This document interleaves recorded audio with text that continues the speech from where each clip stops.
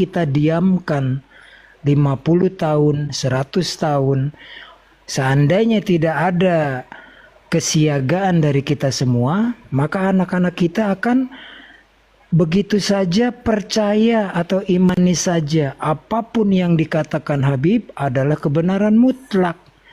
Demikian pula Paulus ketika mengajarkan hal tersebut, Abdullah bin Sabah oleh pengikut-pengikutnya. Nah, kesimpulan dari semua ini adalah bahayanya ketika orang berkedok agama, artinya orang menyusup, ini yang bahaya. Musuh dari luar gampang, tetapi musuh yang dari dalam, orang yang mengaku-ngaku Islam padahal hatinya tidak, atau hawa nafsunya lebih besar ketimbang apa yang dirisalakan oleh Nabi Muhammad, ini menjadi bahaya besar.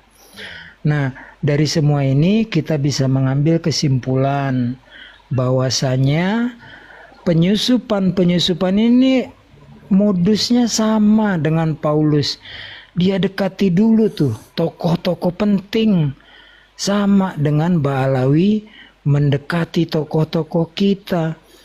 Ya kebangetan lah kalau saya yang fakir ilmu diadu kealimannya, keilmuannya dengan Gus Yahya misalnya, dengan Kiai Haji Idrus Romli misalnya, dengan Gus Wafi misalnya, dan seterusnya. Tetapi ada hal yang lain, bahwasanya pembelaan mereka memberikan kerusakan kepada umat sehingga umat bisa tersesat. Makanya saya bersyukur sudah adanya kesadaran kita, walaupun masih tertatih-tatih kita, cuma arahnya meluruskan. Jadi saya lebih banyak pendekatannya dari sisi kristologi, paham benar apa yang dikatakan Yai Batu Ampar tadi, yaitu watak dan ciri khas Yahudi. Contoh, di dalam bahasa aslinya Ibrani, itu mereka tradisi penulisan atau pengucapan itu biasa disebut anak-anak Allah. Makanya Syekh Ahmed Didat rahimahullah dia mengatakan, saya sepakat anak-anak Allah itu atau the children of God adalah saya juga children of God, tetapi dalam perspektif penulisan Ibrani, yaitu siapakah, ada definisinya juga, orang-orang soleh, utusan-utusan Tuhan, para nabi, tapi tidak diartikan benar secara harfiah. Nah, Paulus menyesatkannya, Yesus itu anak Allah, makanya bagian dari ketuhanan atau keilahian itu sendiri. Ini yang disesatkan. Tidak ada nabi-nabi mengajarkan untuk menyembah selain kepada Allah, karena monoteisme yang beliau-beliau utusan-utusan Tuhan bawa dalam risalahnya. Cuma penyesat-penyesat ini, nah pertamanya sih kecil, cuma dongeng-dongeng kurafat. Cuma ketika kita percaya sebuah klan, Paulus pun dulu membangun klan, lalu dijadikan sebuah doktrin dan dogma, habis sudah, generasi kita akan habis. Makanya terus adakan perlawanan dengan cara yang akademis berdasarkan dalil dan data. Saya kira begitu dulu pembukaannya, Yai. Standby. Terima kasih Mas Acong. Jadi tersampaikan semua apa yang ada di pikiran saya itu. Jadi kemarin waktu saya menulis cerita tentang Abdullah bin Sabah, waduh hati ini ya menangis. Kenapa hanya dengan Abdullah bin Sabah para sahabat sudah diobok-obok, bahkan percaya bahwa Abdullah bin Sabah ini adalah sebuah keputusan yang mutlak tadi itu ya, kebenaran yang mutlak, sehingga Sayyidina Utsman yang menjadi korban harus dikudeta. Nah, dan terjadinya Ma'rokah peperangan Jamal itu ya karena permainan Abdullah bin Saba. Terjadinya juga perang Siffin itu juga hanya karena Abdullah bin Saba. Jadi benar yang Mas Acong sampaikan tadi. Jadi apa antisipasinya para kiai sekarang ini terhadap cerita-cerita khurafat, kitab-kitab Ba'anawi yang sudah mulai beredar. Bagaimana tanggung jawabnya kepada agama dan kepada umat di hadapan Allah nanti. Bagaimana ini? Kenapa kalian diam? Kalian yang sudah ditakdir oleh Allah Subhanahu wa taala sebagai tokoh-tokoh ulama yang bertanggung jawab untuk menjaga agama sebagaimana yang telah disampaikan oleh baginda Nabi dalam sebuah hadisnya, yahmilu hadzal ilma min kulli khalafin uduluhu. Jadi yang artinya akan bertanggung jawab terhadap ilmu ini dari setiap generasi. Dari min kulli khalafin uduluhu, dari setiap generasi ialah mereka yang memiliki keadilan. Keadilan itu apa? Keadilan itu yang basisnya atau pondasinya adalah ilmu. Artinya orang-orang yang alim dan bersikap adil. Yang bertanggung jawab menjaga agama ini. Dari apa? Dari 3 hal. Yang pertama adalah tahrifal ghalin, kalau saya merubah-rubahnya orang yang berlebihan di dalam beragama. Ini adalah karakteristik beragamanya orang Yahudi yang berlebihan, dirubah-rubah. Oleh karena itu Allah Subhanahu wa taala sudah memberi peringatan kepada kita semua bagaimana para tokoh-tokoh Yahudi yang berlebihan di dalam agamanya, yang berkata atas nama Allah dengan sesuatu yang tidak hak. Allah berfirman, ya ahlal kitab, la taghlu fi dinikum wa la taqulu 'alallahi illal haqq. Ini juga saya sampaikan kemarin ketika di VT-nya Syarif Rahmat. Waktu saya meminta pengantar tentang buku khurafat ini. Yang artinya, ya ahlal kitab, wahai orang-orang ahli kitab, la taghlu fi dinikum. Jangan sekali-kali kalian berlebihan di dalam agama kalian. Wa la taqulu 'alallahi illal haqq. Dan jangan sekali-kali kalian berkata atas nama Allah kecuali dengan yang hak, kecuali dengan yang benar. Ini di sini yang pertama, merubah-rubahnya orang yang berlebihan di dalam agama.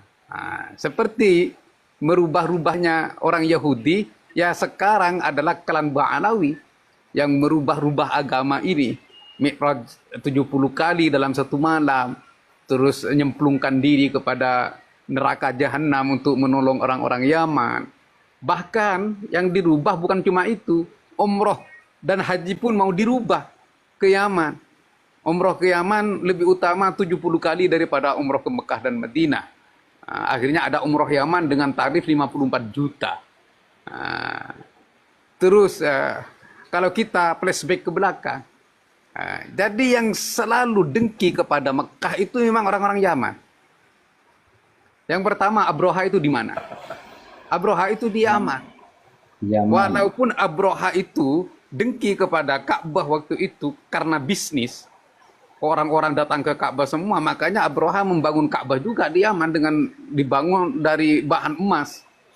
Sehingga ada yang melecehkannya itu, ya. Kemudian Abroha ingin menghancurkan Ka'bah. Akhirnya Toiron Ababil berterbangan untuk menghancurkan Abroha dan pasukannya. Itu satu. Yang kedua, di zamannya Khulafa ar-Rasyidin, setelah zamannya Khulafa ar-Rasyidin, Koromito itu orang mana? Koromito itu orang Yaman juga, yang mencuri Hajar Aswad dan menantang Allah. Aina toyron ababil, katanya. Mana sekarang burung-burung yang berterbangan itu kok nggak datang? Ini saya mau mencuri Hajar Aswad. Ya dari kelompok mereka. Sehingga Hajar Aswad dicuri dan dibawa ke rumahnya selama 22 tahun. Kemudian dikembalikan lagi diperangi oleh Amir Makkah, oleh pemimpin Mekah, dan dikembalikan lagi. Seperti itu. Apakah sekarang dengan adanya sejarah batiniyah Koromito dan kroni-kroninya itu, sekarang ini ada sebuah gerakan yang dakwahnya sama seperti mereka. Kok para kiai sepuh dan para ulama ini diam, tidak mengantisipasi menunggu hancurnya agama di negara yang kita cintai ini oleh gerakan mereka yang mengaku Allah, yang mengaku serah terima jabatan dengan Allah, yang mengaku menyemplungkan diri kepada jahanam. Bahkan di buku Hurufat itu ada di antara leluhur mereka itu yang mengaku tembus sampai ke Lauhul Mahfud dan melihat papan Lauhul Mahfud dan melihat semua orang yang nyambung al-wasilin kepada Lauhul Mahfud. Ini kok kita diam, masih menunggu kehancuran yang sangat besar. Seperti itu. Izin ke Pareng Yai, satu putaran lagi ya. Mumpung belum terlalu jauh. Karena daging semua nih kalau Yai yang bernarasi. Jadi kenapa saya mengambil rujukan juga dengan Paulus? Karena Al-Quran sendiri kan mengajarkan atau menginformasikan tentang sejarah. Mengajarkan kita untuk itu dimetongkan habis itu. Hawariyun, pengikut-pengikut setia dari Nabi Isa Al-Masih. Setelah dihabiskan, lalu dibentuk agama baru di Antioquia, Kristen. Makanya Yesus nggak kenal Kristen, nggak pernah ngajarin tentang itu. Itu dibentuk oleh Paulus. Modusnya sama dengan Abdullah bin Saba. Cuma karena Abdullah bin Saba mungkin tidak punya pasukan, cara termudah adalah dengan fitnah untuk diadu domba dalam perang Jamal itu. Modusnya sama. Lalu didirikanlah sekte baru ya dari Abdullah bin Saba yang tadinya bersih. Syiah itu adalah pengikut Ali bin Abi Thalib, tetapi kemudian bergeser. Nah, saya juga melihat ini modusnya ajaran-ajaran sesat Pahlawi sudah menjauhkan dari ajaran Islam, dari dongeng-dongeng kurafatnya. Keuntungan pertama mereka demi kemakmuran, demi kemuliaan, diagung-agungkan bagaikan manusia setengah dewa. Dan sudah tanpa malu juga dilakukan oleh ustadz-ustadz kondang untuk ke Tarim, Pasir Tarim, bahkan sudah ada umrohnya ke Tarim. Walaupun mungkin hanya sisipan pulang dari Mekah Madinah, Masjidil Haram, Masjidil Nabawi, lalu ke Tarim. Jadi ibaratnya nuwun sewu kalau saya mengatakannya, setelah kita mandi bersih, lalu berkubang di sawah di Comberan dengan datangnya ke Tarim, karena tujuannya minta sama kuburan, mengagungkan leluhur-leluhur mereka yang kita nggak kenal, nggak pernah diajarkan oleh Nabi Muhammad SAW dan para ulama penerus risalah beliau. Jadi di sini yang kita perlu memang cermati bahwasanya ini bukan perkara kecil. Ajaran kesesatan ini dampaknya sangat besar. Makanya harus kita bentengi. Kita sih kuat lah insya Allah bentengnya. Anak cucu kita di depan. Terutama santri-santri. Kalau kiai-kiainya sudah menjadi corong suara, santri itu kan prinsipnya derek kiai. Kalau kiainya pembela mereka, ya payah. Thank you host, standby. Ya, iya itu begini tentang Abdullah bin Sabah. Abdullah bin Sabah itu memang tidak punya pasukan, tapi dengan fitnahnya itu Abdullah bin Sabah sukses mengumpulkan pasukan. Nah, kan di kitab saya yang baru ini, saya kitab murni ini bahasa Arab semua. Jadi setiap tokoh-tokoh yang saya sebut di situ saya bikin bab tersendiri. Nah, misalnya Maimun Al-Qaddah itu ada bab tersendiri. Mulai dari kelahiran, kehidupannya, nama dan nasabnya, terus kemudian gerakannya, dan juga putranya, anaknya Maimun ini, Abdullah atau Ubaidillah, ya sama juga kelahiran dan kehidupannya, terus nama dan nasabnya, dan gerakannya. Nah, di Batiniyah karena saya menulis Batiniyah, baru di dalam Batiniyah ini saya jadi nulis bab baru juga tentang tokoh pendiri Batiniyah, yaitu adalah Abdullah bin Sabah. Jadi saya juga ceritakan juga kelahirannya, kehidupannya, nama dan nasabnya, terus gerakannya. Nah, kalau sudah nyampe gerakan, Abdullah bin Sabah ini kan memang tokoh orientalis Yahudi yang dia merupakan adalah tokoh besar Yahudi di Yaman, pendeta lah atau apa kalau di istilah Yahudi. Makanya Abdullah bin Sabah ini beruang, teman-teman. Jadi beruang, oleh karena itu Abdullah bin Sabah setelah datang ke Hijaz, Abdullah bin Sabah mungkin masih ngecek situasi di Hijaz itu, di Mekah itu seperti apa, di Madinah itu seperti apa.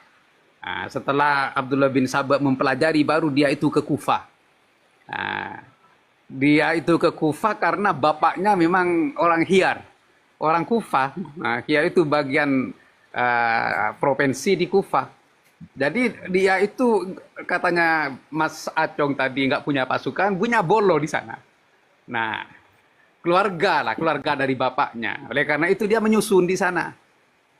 Setelah menyusun di sana selesai, membentuk tokoh-tokoh promotor, tukang kampanye di situ, akhirnya dia pindah ke Basra. Pindah ke Basra juga membentuk itu. Setelah itu dia singgah di Syam, di Dimashq, berapa 1 tahun cuma. Tahun 33 dia singgah di Dimashq, terus kemudian dia ke Mesir. Baru istaqoroh dia itu di Mesir tahun 34. Hingga di Mesir itu sudah sukses dia, tapi selama di Mesir dia itu terus kirim surat kepada tim-timnya yang ada di Kufah dan ada yang ada di Basra dan ada di Dimashq. Kirim surat terus. Akhirnya dia sukses mengumpulkan massa atau prajurit sebanyak 6.000 itu yang masyhur. Kemudian serentaklah 6.000 orang itu menyerang Khalifah Utsman bin Affan. Disinilah Abdullah bin Sabah mempunyai prajurit, Mas Aco. 6.000. Dan terjadilah kudeta Sayyidina Utsman bin Affan radhiyallahu an sampai beliau itu meninggal dunia. Di sini kami tulis di babnya Maimun Al-Qaddah. Maimun Al-Qaddah itu setelah meninggalnya Ismail, dia itu memberontak kepada Imamiyah. Ketika Imam Ismail bin Ja'far Shadiq meninggal, maka Imam Ja'far Shadiq sebagai ayahnya mengangkat Musa Al-Kadzim, adiknya Imam Ismail. Maimun Al-Qaddah nggak mau. Ya nggak bisa, karena imam sudah diwariskan kepada Ismail. Sekarang yang berhak menentukan imam itu adalah Ismail. Oleh karena itu, karena Ismail sudah meninggal, otomatis imam itu diwarisi kepada anaknya yang masih belia waktu itu, yaitulah Muhammad. Karena Imam Ja'far Shadiq ini sudah menyerahkan Muhammad kepada Maimun Al-Qaddah karena terlalu percaya, karena Maimun Al-Qaddah itu bertingkah sebagai pembantu yang setia, bahkan berkorban demi demi Imam Ja'far As-Shadiq, maka Imam Ja'far As-Shadiq memberikan kepercayaan untuk menjaga cucunya itu yang bernama Muhammad bin Ismail. Walaupun sebagian besar Syiah Imamiyah itu nderek atau ikut keputusan Imam Ja'far Shadiq yang mengangkat Musa Al-Kadhim sebagai imam selanjutnya. Inilah gerakan pertama Maimun Al-Qaddah untuk memisahkan diri dari kelompok Imamiyah. Oleh karena itu Maimun Al-Qaddah dan anaknya Ubaidillah atau Abdullah itu membawa pergi Imam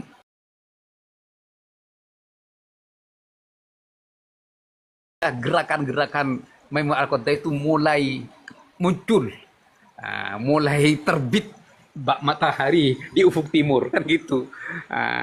Setelah itu di usia ke-16 Muhammad bin Ismail muncul lagi Maimun Al-Qaddah ini yang sudah menghilang. Menghilang kemana? Ya menghilang ke Kufah untuk menyusun kekuatan. Untuk menyusun kekuatan, menyapa kembali dan mengumpulkan kembali pasukan-pasukan atau pendukung-pendukung Abdullah bin Saba. Merangsang kembali agar pendukung-pendukung yang lama itu hidup kembali. Setelah itu Maimun Al-Qaddah membawa Muhammad bin Ismail itu ke Madinah dan membaiatnya di Madinah. Supaya apa? Supaya Muhammad bin Ismail ini menjadi buron dan semua ahlul bait ini menjadi buron oleh pemerintahan yang sah waktu itu adalah pemerintahan Abbasiyah yang dipimpin oleh Harun ar-Rasyid. Tujuannya apa? Setelah ahlul bait ini semua terdesak karena diburu oleh pemerintahan yang sah, maka Abdullah dan Maimun ini akan bertingkah sebagai pahlawan kesiangan untuk menggantikan posisi-posisi para imam ini yang sudah kabur, menghindar dari kejaran-kejaran pemerintahan yang sah. Ini liciknya mereka memang. Di situ Mas Acong.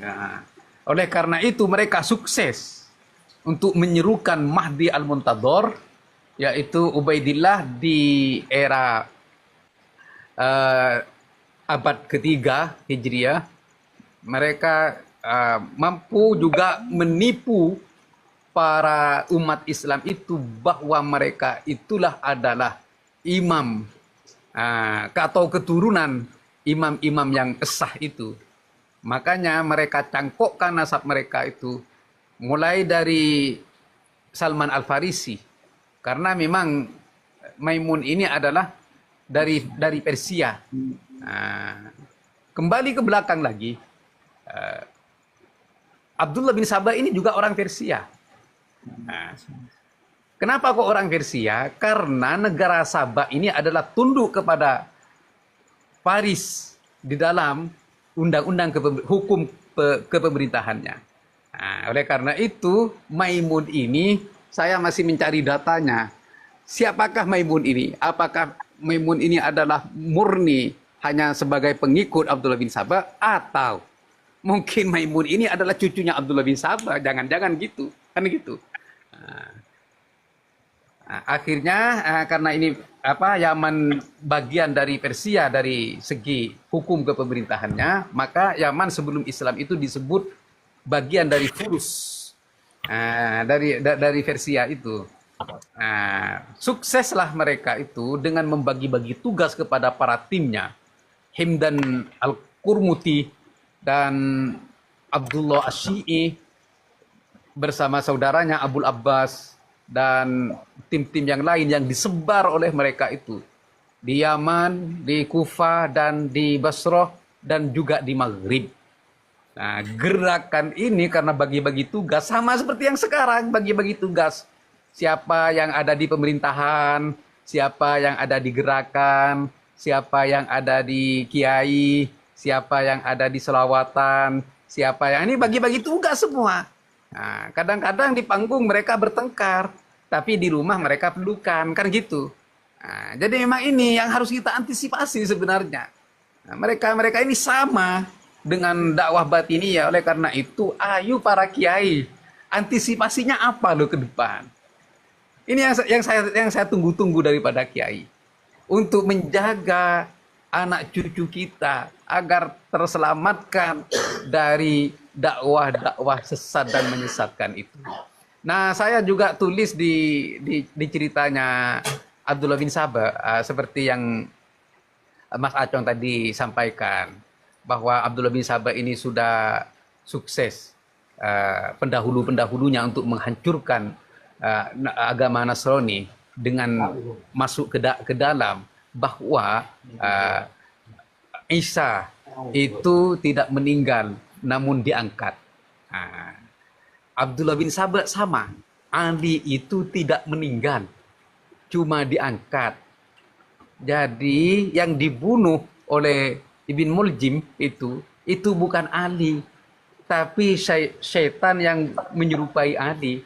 Sama ini dengan kasusnya Nasrani Paulus ini sama, yang dimainkan oleh Abdullah bin Sabah ini. Dari situlah saya meminta nanti kepada para pembaca, ayo kita belajar, ayo kita ambil peringatan. Kenapa kok ini kepada mereka? Karena dakwah mereka dan pola akidahnya itu sama persis dengan batiniyah. Oleh karena itu ayo kita antisipasi. Buktinya sudah ada itu, merah hitam itu, ya buktinya sudah ada.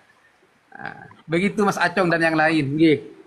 Monggo. Ya, siap Bang. Matur nuwun pencerahannya Yai. Silakan yang lain. Saya sudah banyak bicara tadi. Monggo silakan host diatur. Nggih. Assalamualaikum Bang Peta. Waalaikumsalam warahmatullahi wabarakatuh. Nggih, mungkin Bang Peta ada yang ingin disampaikan Bang Peta, monggo. Iya, Pak Kiai, kita nyambung ini waktu malam kemarin ya. Saya masih melihat triggernya Pak Kiai dari syairnya siapa itu, Jamaluddin atau siapa itu yang diambil Ya, di Babusyair. Abu Bakar. Iya, iya itu. Babusyair. Kan itu kan nanti mengaitkan dengan Ubaidillah bin Maimun Al-Qaddah itu kan. Nggih. Nah, sekarang itu gini, saya dengan klan Baklawi itu memang sama ya, atau gimana? Yang saya tulis sama,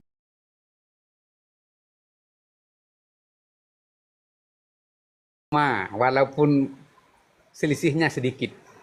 10 tahun, paling banyak 20 tahun. Oh gitu. Iya. Iya, karena maksud kan ini kan saya tadi itu sore-sore kan di Komal ini juga. Tadi kan dengan Bang Acong ini kan sahabat saya ini. Itu kan. Jadi saya bilang approach pendekatan dari Pak Kiai itu Batu Ampar CS itu pendekatannya itu pendekatan historis. Iya kan, kajiannya itu lebih banyak kajian historisnya. Nggih, Kalaupun ada pemantiknya di persoalan nasab ini, bukan berarti dicocok logi, enggak.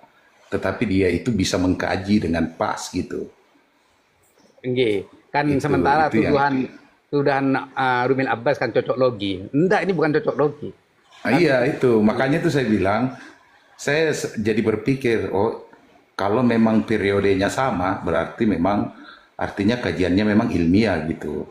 Iya kan, itu yang jadi masalah Pak Kiai kan. Yang saya pikir-pikir itu iya ya, itu sezaman apa enggak gitu. Makanya Di situ nanti analisisnya. kenapa Iya, gimana? saya tokoh-tokoh, setiap saya menulis tokoh-tokoh itu saya pentingkan data kelahiran dan data wafatnya itu. Biar nanti pembaca, oh iya ya, kan gitu nanti Bang Peta. Iya, Oh iya, iya. betul. Iya. Jadi saya itu cari tanggal wafatnya, tanggal lahirnya, terus saya itu cari, walaupun nggak ada yang menulis sebagiannya, saya cari barangkali di kitab lain ada, barangkali di kitab lain ada. Kalau tentang Maimun itu kan di Syair Alamin Nubala ya, walam yaktub lahu tarikhon, tentang kelahiran.